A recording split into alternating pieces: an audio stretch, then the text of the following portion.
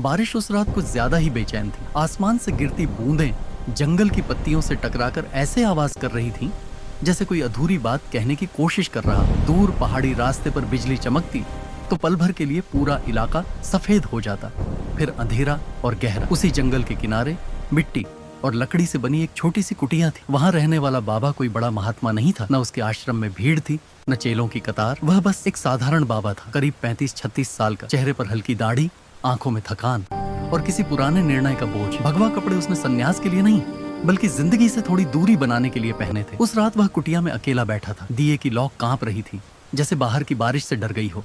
तभी थक थक दरवाजे पर आवाज हुई। बाबा चौंका। इतनी रात इस जंगल में? वह उठा, दरवाजे तक गया और जैसे ही किवाड़ खोला, एक लड़की बाहर खड़ी थी। भीगी हुई, बाल उसके चेहरे से चिपके थे, आंखों में डर था और सांसें तेज। उसके पतले कपड़े बारिश में शरीर से चिपक चुके थे, लेकिन उस पल वह सुंदरता नहीं, सिर्फ बेबसी लग रही थी।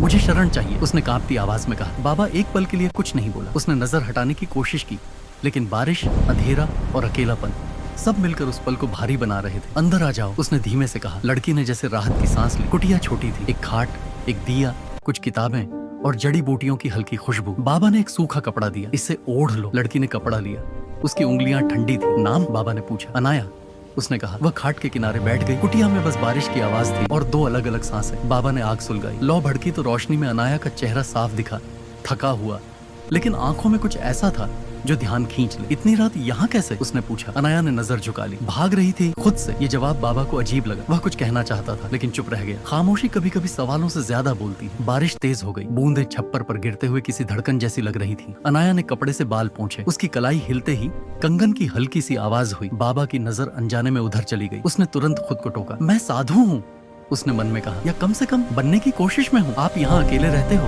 अनाया ने पूछा। हाँ, बाबा बोला।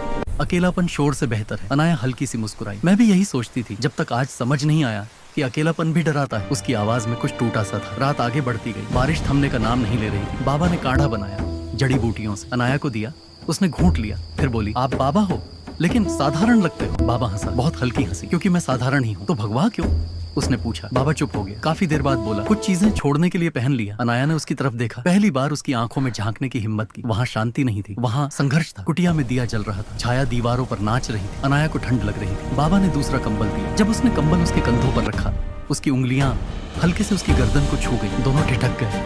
एक पल, बस एक पल। लेकिन उस पल में कुछ बदल गया। अनाया ने धीरे से सांस ली। बाबा ने हाथ पीछे खींच लिया। माफ करना, उसने कहा। कोई बात नहीं, अनाया बोली, लेकिन उसकी आवाज पहले जैसी नहीं थी। रात गहरी हो चुकी थी। बाहर अंधेरा, अंदर रोशनी। अनाया खाट पर लेट गई। बाबा जमीन पर चटाई बिछाकर बैठ गए। नींद किसी को नहीं आ रही थी। बाबा, अनाया ने धीरे से कहा, अगर इंसान अपनी चाहत से भागे तो क्या वो सच में बच पाता है? बाबा ने आंखें बंद कर ली। नहीं, वह बोला, वो बस उसे दबा देता है। और दबाई हुई चीजें। अनाया ने बात अधूरी छोड़ी। ज्यादा शोर करती हैं।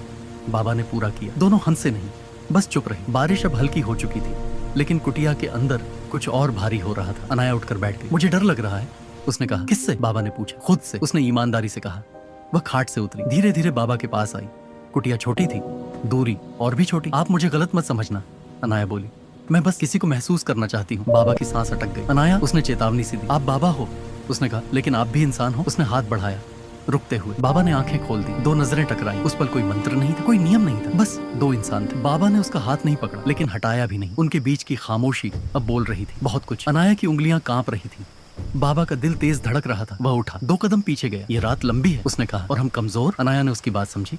वह वापस खाट पर बैठ गई। धन्यवाद, उसने कहा, रोकने के लिए नहीं, समझने के लिए। सुबह होने लगी। बारिश रुक चुकी थी। आसमान साफ हो रहा था। अनाया उठी, कपड़े ठीक किए। मैं चली जाऊं? उसने पूछा। बाबा ने सिर हिलाया। वह दरवाजे तक गई, फिर रुकी। इस रात को, उसने कहा, मैं याद रखूंगी। बाबा ने कुछ नहीं कहा, बस देखा। अनाया बाहर चली गई। कुटिया फिर से खाली थी, लेकिन बाबा जानता था अब ये कुटिया पहले जैसी नहीं रहेगी, और वह खुद भी नहीं। आगे की कहानी चाहिए तो कमेंट में पार्ट 2 लिखना, और वीडियो पसंद आया है तो एक लाइक जरूर करना।